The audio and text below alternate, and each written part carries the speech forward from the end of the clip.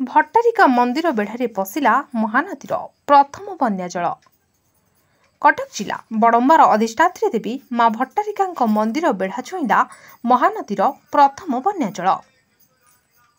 हीराकुद जलभंडार रे 20टी गेट खोला हेतु मंदिर बेढ़ारे बन्या जल प्रवेश कर महानदीर बन्या जल जदिओ माँ मंदिर बेढ़ा को छुई तथापि माँ को जलाशयी कर सकाळ ठारू बन्या जल बढ़िबार लागिछि।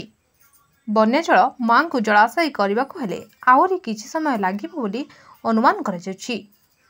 जदि मंदिर रे बन्या जल प्रवेश करे तेबे माँ को मंदिर पाखरे थिबा रोष घर को माँ को स्थानांतर करा जिवो।